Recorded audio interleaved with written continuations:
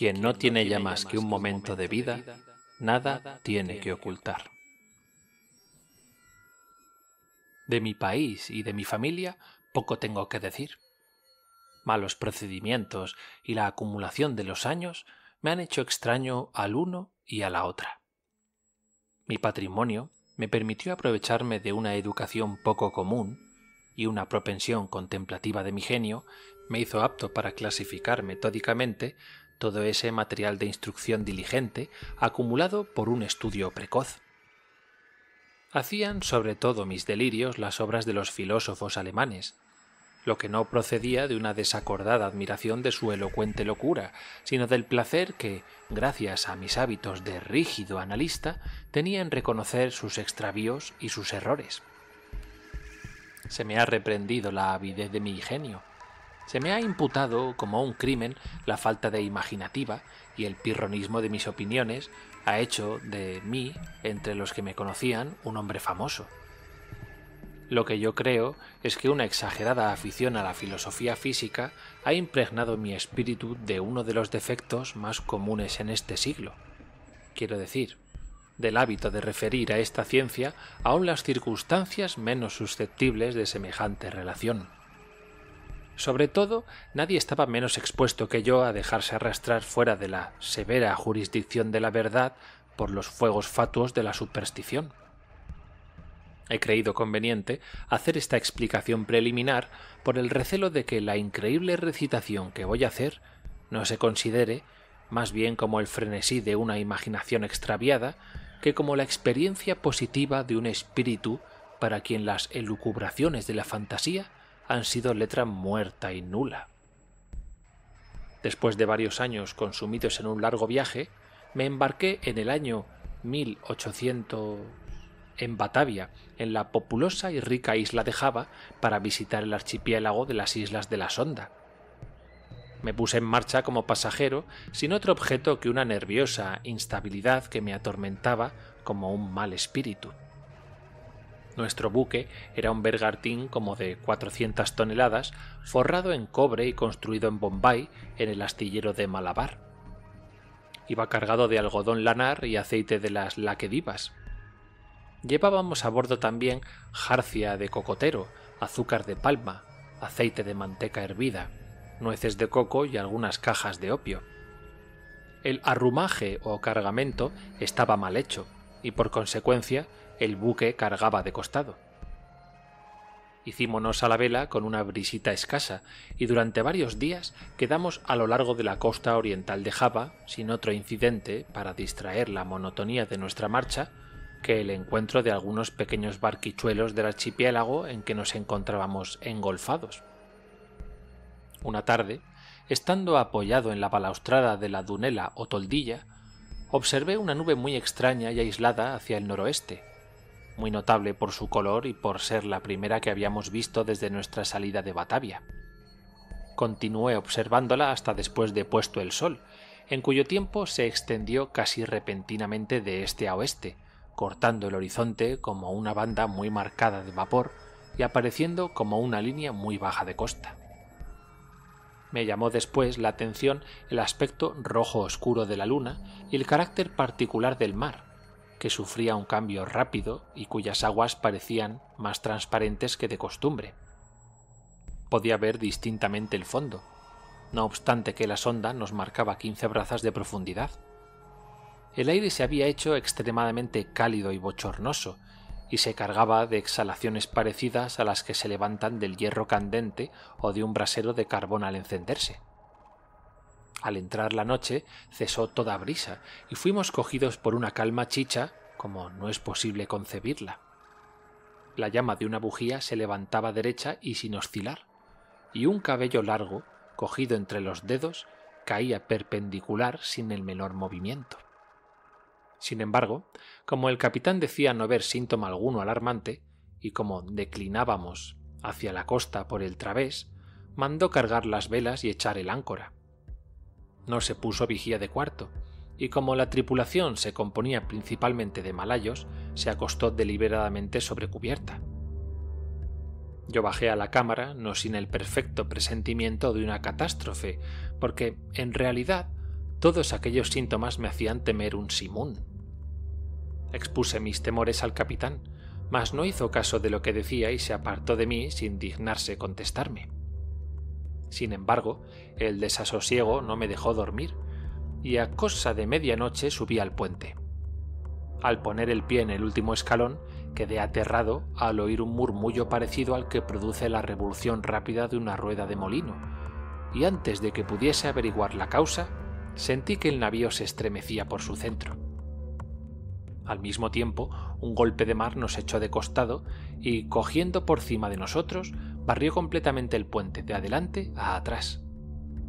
La extremada furia de aquella ráfaga fue, en gran parte, la causa de la salvación del buque en aquel instante, porque, aun cuando fue absolutamente sumergido, como los mástiles se habían ido por cima de bordo, se levantó lentamente un minuto después, y vacilando algunos instantes bajo la inmensa presión de la tempestad, por fin llegó a enderezarse. No puedo decir por qué especie de milagro me salvé en aquel momento de la muerte. Aturdido por el choque de la ola, me encontré cogido, al volver en mí, entre el estambor y el gobernalle. Con mucho trabajo pude ponerme en pie, y mirando vertiginosamente en derredor mío, me asaltó al pronto la idea de que nos encontrábamos en un arrecife. Tan espantoso era sobre toda ponderación el torbellino de aquella marejada enorme y espumosa en que nos veíamos envueltos. Al cabo de unos momentos oí la voz de un anciano sueco que se había embarcado con nosotros en el momento mismo de zarpar. Le grité con toda la fuerza de mis pulmones y vino dando traspieses a reunirse a mí en la popa. Pronto reconocimos que éramos los únicos supervivientes a la catástrofe. Cuanto había sobre el puente, excepto nosotros, había sido barrido de la cubierta. El capitán y la tripulación habían sido ahogados durante el sueño, pues los camarotes habían sido anegados por el mar. Faltos de auxiliares, no podíamos esperar hacer mayor cosa para la seguridad del navío, y nuestras tentativas quedaron paralizadas por la creencia en que estábamos de que íbamos a zozobrar de un instante a otro.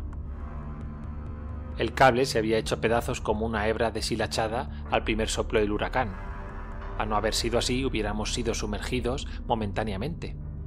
Huíamos ante el mar con una velocidad pasmosa, y los golpes de mar nos causaban averías visibles. El maderaje de la obra muerta de popa estaba estropeadísimo, y en casi todas partes el buque había sufrido más o menos, pero, con gran satisfacción nuestra, vimos que las bombas no estaban destruidas y que el cargamento no se había descompuesto mucho. Lo más recio de la tempestad había pasado, y no teníamos que temer ya la violencia del viento. Pero pensábamos con terror en el momento en que llegara a cesar, bien persuadidos de que el estado del descalabro en que todo estaba, no podríamos resistir a la espantosa marejada que había de seguirse. Pero este fue muy fundado temor que no parecía tan inminente. Durante 5 noches y 5 días cabales no tomamos otro alimento que algunos pedazos de azúcar de palma, sacados con mucho trabajo del castillo de proa. Nuestro buque corrió con incalculable velocidad al impulso de las ráfagas de viento que se sucedían rápidamente y que, sin igualar a la violencia del simoún, eran, sin embargo, más terribles que ninguna de las tempestades que hasta entonces había corrido. Durante los 4 primeros días, nuestro rumbo era al sudeste, cuarto al sud, con ligeras variaciones, y de este modo íbamos a ser arrojados a las costas de la Nueva Holanda. Al 5.º día, el frío se hizo extremado. Aunque el viento hubiese girado un cuarto hacia el norte, el sol apareció con un brillo amarillento y enfermizo, y se levantó algunos grados sobre el horizonte sin proyectar una luz franca. No había ninguna nube aparente, y sin embargo el viento arreciaba y soplaba con accesos de furia. Cerca del mediodía, a lo que pudimos juzgar, llamó nuestra atención la fisonomía del sol. No proyectaba luz propiamente hablando, sino una especie de fuego sombrío y triste, sin reflexión, como si todos sus rayos estuvieran paralizados. Antes de sumergirse en el mar, que iba hinchándose, su fuego central desapareció repentinamente como si hubiese sido apagado por una potencia inexplicable. No era ya una rueda pálida de color argéntico cuando se precipitó en el insondable océano. Aguardamos en vano la llegada del sexto día, que todavía no ha llegado para mí, que para el desdichado sueco no llegará jamás. Nos vimos sepultados en las más densas tinieblas, tanto que no hubiéramos podido distinguir un objeto a 20 pasos del buque. Envolviónos una noche eterna que no templaba ni aun la claridad fosfórica del mar a que estábamos acostumbrados bajo los trópicos. Observamos también que, aunque la tempestad continuaba con furia siempre igual, no descubríamos ya ni aún apariencia de esa resaca ni de esas borregas que hasta entonces nos habían acompañado. Todo era horror alrededor nuestro, densa oscuridad, un desierto interminable de azabache líquido. Un terror supersticioso se iba enseñoreando del espíritu del anciano sueco, y por lo que hace a mí me encontraba sumergido en una profunda estupefacción. Habíamos abandonado por inútil todo cuidado del buque, y agarrándonos lo mejor que pudimos al malestero de mesana, medíamos con amargura la inmensidad del océano. No teníamos medio alguno para medir el tiempo, y no podíamos formar ninguna conjetura sobre nuestra situación. Estábamos seguros, sin embargo, de haber avanzado al sur más que ningún otro navegante, y nos admirábamos de no encontrar los obstáculos ordinarios de hielo. En tanto, cada minuto amenazaba ser el último, y cada ola que venía era la destinada a devorarnos. El oleaje excedía a todo lo que yo había imaginado como posible, y era un milagro a cada instante el no ser sumergidos. Mi compañero de infortunio hablaba de aligerar nuestro cargamento, y me recordaba las cualidades excelentes de nuestro buque, pero yo no podía dejar de sentir la absoluta falta de esperanza, y me preparaba melancólicamente a esa palabra, que en mi concepto nada podía diferir más allá de una hora, puesto que a cada nudo que avanzaba el buque, el oleaje de ese mar prodigioso y negro se hacía más lúgubremente terrorífico. A veces, a una altura mayor que la del albatros, nos faltaba la respiración, y otras nos sobrecogía el vértigo descendiendo con espantosa velocidad a un infierno líquido donde el aire se había estancado y ningún sonido podía turbar los sueños del abismo. Estábamos unas de las veces en el fondo de estos abismos, cuando un grito repentino de mi compañero estalla siniestramente en la oscuridad. «¡Mirad, mirad!», me gritaba al oído. «¡Dios omnipotente! ¡Mirad, mirad!». Mientras hablaba, percibí una luz rojiza de brillo sombrío y triste que flotaba en las paredes del golfo inmenso en que estábamos sepultados y proyectaba a nuestro bordo un reflujo vacilante. Al levantar los ojos vi un espectáculo que heló mi sangre. A una altura terrorífica, justamente por cima de nosotros y sobre una cresta misma del precipicio, se cernía un navío gigantesco de al menos 4000 toneladas que, aunque montado en una cresta de una ola que tenía 100 veces su altura, parecía de una dimensión mucho mayor que la de ningún navío de línea o de los de la Compañía de las Indias. Su disforme casco era de un negro oscuro que no atemperaba ninguno de los adornos comunes en los navíos. Una simple fila de cañones se prolongaba desde sus portañolas abiertas y reflejaba por sus superficies pulimentadas los fuegos de innumerables fanales de combate que se balanceaban en los aparejos. Pero lo que nos inspiró mayor asombro y horror es que marchaba a toda vela a despecho de aquella mar sobrenatural y de aquella tempestad desenfrenada. Cuando le vimos no podía reconocerse más que la proa, porque no se levantaba sino muy lentamente del negro y horrendo golfo que dejaba en pos de sí. Durante un momento de indescriptible terror, hizo una pausa sobre aquella cima vertiginosa como en la ebriedad de su propia elevación. Después vaciló, se inclinó y, en fin, se escurrió a lo largo de aquella pendiente. No puedo decir que sangre fría repentina sostuvo mi espíritu echándome atrás cuanto pude. Esperé sin temblar la catástrofe que debía acabar con mi existencia. Nuestro buque no luchaba ya contra la mar y avencinaba por la proa. Por consecuencia, el choque de la masa precipitada le hirió en aquella parte de la cubierta que estaba ya bajo el agua, y tuvo por resultado inevitable lanzarme al aparejo del extraño navío. Cuando yo caía, el navío se levantó en un momento de reacción y luego viró de bordo, y a lo que yo presumo es a la confusión que siguió a esto a lo que debí el no ser apercibido por ninguno de la tripulación. No tuve gran trabajo que hacer para abrirme paso sin ser visto hasta la principal escotilla, que estaba entreabierta, y encontré pronto una ocasión propicia para ocultarme en la cala. ¿Por qué hice esto? No lo sé. Quizás me indujo a ocultarme un vago sentimiento de terror que se apoderó de mí al pronto a la vista de los nuevos navegantes.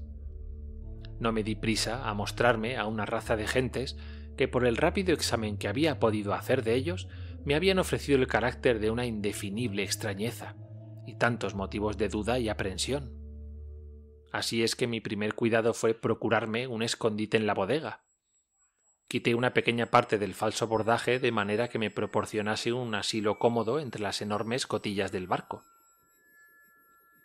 Apenas había concluido mi tarea cuando un ruido de pasos en la bodega me obligó a hacer uso de él. Un hombre pasó al lado de mi refugio con paso débil y vacilante, a quien no pude ver bien el rostro, pero sí su porte y aspecto general. Reunía en su persona todos los caracteres de la debilidad y de la caducidad. Sus rodillas ya le vacilaban bajo el peso de los años y todo su cuerpo estaba trémulo. Iba hablando solo y refunfuñaba en voz baja y cascada palabras que no podía comprender, y rebuscaba en un rincón donde había apilados los instrumentos de aspecto extraño y cartas marinas muy maltratadas. Sus maneras eran una mezcla inexplicable de la ridiculez de la segunda infancia y de la dignidad solemne de un dios. Después de un buen rato volvió a subir al puente y no le vi más. Un sentimiento que no encuentro palabra con qué designar se ha apoderado de mi alma. Una sensación que no admite análisis, que no tiene su definición ni explicación en los diccionarios de lo pasado, y para lo cual temo que el porvenir no encuentre explicación. Para un espíritu formado como el mío, esta consideración constituye un verdadero suplicio, porque nunca podré, conozco que nunca me será posible, descifrar la naturaleza de mis ideas actuales. No es, sin embargo, extraño que estas ideas sean indefinibles, porque traen su origen de fuentes tan completamente desconocidas. Un nuevo sentimiento, una nueva entidad se ha unido a mi alma. Hace mucho tiempo que he puesto por la primera vez mi pie sobre el puente de este navío, y los rayos de mi destino van concentrándose y sumergiéndose en un foco. Gentes incomprensibles pasan a mi lado sin reparar en mí, absortos en meditaciones cuya naturaleza no me es dado penetrar. Ocultarme es una tontería de mi parte, porque estas gentes no quieren ver. No hace más que un instante pasaba precisamente bajo los ojos del segundo capitán. Poco tiempo antes me había aventurado a entrar en la cámara del capitán mismo, y es allí donde me he procurado recado para escribir esto y todo lo que precede. Pienso continuar este diario, y por más que no pueda encontrar medio de hacerlo llegar a conocimiento del mundo, quiero sin embargo hacer un ensayo, y en el último instante lo meteré en una botella y lo arrojaré al mar. Ha sobrevenido un incidente que me ha dado mucho que pensar. ¿Tales cosas son el producto de una casualidad indisciplinada? Me había escurrido sobre el puente y me había tendido, sin llamar la atención de nadie, sobre un montón de flechastes y de jarcias viejas al pie del palo mayor. Sin dejar de pensar en lo extraño de mi destino, borrajeaba distraídamente con una brocha de la brea los bordes de unas bonetas cuidadosamente plegadas y puestas al lado mío sobre un barril. La boneta está ahora tendida sobre sus puntas exteriores, y los toques irreflexivos de la brocha figuran la palabra descubrimiento. He hecho recientemente varias reflexiones sobre la estructura del buque, aunque bien armado no es de guerra. Su velamen, su estructura, sus aprestos excluyen esta suposición. Lo que no es, lo comprendo perfectamente, pero lo que es, temo mucho me sea imposible decirlo. Yo no podré decir cómo esto se haga, mas al considerar las extrañas formas de su arboladura, sus proporciones colosales, esa prodigiosa colección de velas, su proa severamente sencilla y su popa de un estilo antiquísimo, me parece algunas veces que la sensación de objetos que no me son desconocidos atraviesa mi espíritu como un relámpago, y a esas sombras flotantes de la memoria, ya unido un inexplicable recuerdo de antiguas leyendas muy raras y de siglos muy anteriores. Me he hecho cargo del maderaje del navío y observo que está hecho de materiales desconocidos. Veo en la madera un carácter que me llama la atención y que me parece la hace impropia para los usos a que está destinada. Me refiero a su extrema porosidad, considerada independientemente de los daños de los estragos hechos por la carcoma, que son una consecuencia de la navegación por estos mares y de la podredumbre resultado de la vetustez. Quizás parezca mi observación demasiado sutil, pero se me figura que este maderaje tiene la apariencia de encina española, y si la encina española pudiera dilatarse por navíos artificiales... Al repasar la frase precedente se me viene a la memoria un curioso apoglema de un antiguo marino holandés que decía cuando se ponía en duda su veracidad: «Es tan positivo como que hay un mar donde el navío mismo crece como el cuerpo vivo de un marino». Hará cosa de una hora me he atrevido a mezclarme en un grupo de hombres de la tripulación. No se han dado por entendidos de mi presencia, y como el que había visto en la cala, parecían todos ancianos decrépitos. Sus rodillas temblaban de debilidad, sus espaldas estaban encorvadas por el peso de los años, su piel arrugada tiritaba, su voz era débil, cascada y temblona. Sus ojos destilaban las lágrimas brillantes de la vejez, y sus cabellos grises flotaban terriblemente al aire de la tempestad. Alrededor de ellos, a uno y a otro lado del puente, yacían desparramados instrumentos matemáticos de hechura antiquísima, completamente caída en desuso. He hablado un poco más arriba de una boneta o vela supletoria que se había colocado desde este momento. El buque, impelido por el huracán, no ha interrumpido su acelerado rumbo derecho al sur, cargado de todo el aparejo disponible desde la poma de los masteleros hasta sus puntas exteriores, tocando con las puntas de las vergas de sus juanetes en el más espantoso infierno líquido que haya podido concebir cerebro humano. Acabo de dejar el puente por ser imposible permanecer allí más tiempo, y sin embargo la tripulación no aparenta tener gran caso de ello.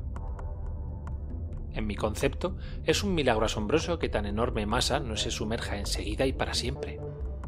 Por lo visto, condenada a navegar constantemente en las riberas de la eternidad sin llegar nunca a caer en el Golfo.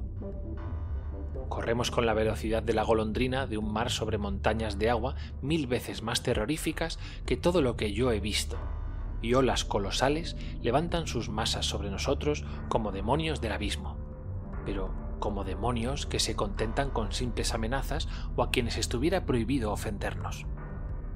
Me siento inclinado a atribuir esta buena fortuna perpetua a la única causa natural que puede legitimar semejante resultado. Supongo que el navío está sostenido por alguna fuerte corriente o remolino submarino. He visto al capitán cara a cara y en su propia cámara, y como me lo figuro, no ha reparado o no ha hecho caso de mí. Aunque no haya en su aspecto general cosa que revele nada superior o inferior al hombre, sin embargo, la admiración que experimenté al contemplarlo tenía mucho de un sentimiento de respeto y de terror irresistible. Es al poco más o menos de mi estatura, es decir, 5 pies 8 pulgadas. Es muy bien formado, tomado en su conjunto, mas esta complexión no anuncia ni vigor extraordinario ni nada de particular. Pero la singularidad de la expresión de su fisonomía, la intensa, la terrible y palpable evidencia de la senectud tan entera, tan absoluta, es lo que produce en mi espíritu un sentimiento, una sensación inexplicable. Su frente, aunque poco arrugada, parece llevar el sello de una miríada de años. Sus cabellos plateados son archivos de lo pasado, y sus ojos grises son síbilas de lo porvenir. El suelo de su cámara estaba obstruido por libros rarísimos, infolio de agafas de hierro, sus instrumentos de ciencia desgastados y mapas antiguos de esto desconocido. Tenía la cabeza apoyada en sus manos y con ojo inquieto y ardiente devoraba un papel que tomé por una comisión y que en todo caso llevaba al pie una estampilla real. Hablaba consigo mismo, ni más ni menos que, como he dicho, del primer marinero que vi en la cala, y con voz quejumbrosa murmuraba algunas sílabas de un dialecto desconocido, y aunque estaba a su lado llegaba su voz a mis oídos como si estuviese a distancia de 1 milla. El buque, todo lo que contiene, está impregnado del espíritu de los antiguos tiempos. Las gentes de la tripulación van y vienen como las sombras de siglos pasados, y en sus ojos vive un pensamiento ardiente e inquieto. Y cuando al pasar sus manos caen en la luz vacilante de los fanales, experimento algo completamente nuevo para mí. Aunque siempre haya sido afecto hasta el frenesí a las antigüedades y haya visitado las columnas arruinadas de Baalbek, Tamdor y Persépolis, hasta que mi alma misma ha llegado a convertirse en una ruina. Cuando miro en derredor de mí, me avergüenzo de mis propios terrores. Si la tempestad que nos ha perseguido hasta ahora me hacía temblar, ¿no debería estar ahora petrificado de espanto ante esta batalla del viento y del mar, de que las palabras vulgares torbellino, huracán, simún no pueden dar una idea aproximada? El buque está cubierto, encerrado, aprisionado materialmente en las tinieblas de una eterna noche y en un caos de agua que no hace espuma. Mas, a una legua de distancia a cada lado, podíamos ver confusamente y a ratos altísimas, prodigiosas murallas de hielo que levantan sus crestas hacia un cielo desolado, como si fueran las murallas del universo. Como me lo había figurado, el buque estaba indudablemente en una corriente, si es que puede llamarse así una marejada que va mugiendo y azotando al través de inmensos promontorios de hielo y permite oír hacia el sur un ruido más precipitado que el de una catarata que cae a pico. Concebir el horror de mis sensaciones es a lo que creo una cosa absolutamente imposible, y sin embargo el deseo de penetrar los misterios de estas espantosas regiones domina mi desesperación y basta a reconciliarme con el más horrible aspecto de la muerte. Es evidente que nos precipitamos hacia algún descubrimiento vertiginoso, hacia algún incomunicable secreto cuyo conocimiento implica la muerte. Tal vez esta corriente nos conduce al polo sur mismo, y por extraña que pueda parecer esta suposición, lleva sin embargo todas las probabilidades a su favor. La tripulación se pasea por el puente con paso trémulo e inquieto, pero hay en todas las fisonomías una expresión que se parece más al ardor de la esperanza que a la apatía de la desesperación. En tanto tenemos siempre el viento de popa, y como llevamos una gran masa de tela, el buque a veces se levanta sobre el mar. ¡Oh, horror sobre horror! El hielo se abre a derecha e izquierda, repentinamente, y giramos vertiginosamente en círculos concéntricos, inmensos, en torno de los márgenes de un inmenso anfiteatro, cuyos muros se pierden de vista en las tinieblas y en el espacio. Pero no me queda sino muy poco tiempo para pensar en mi destino. Los círculos se van estrechando rápidamente. Nos hundimos locamente en la estrechura del torbellino, y al través del mugido y los truenos del océano y de la tempestad, el buque tiembla, se pierde, se va a pique.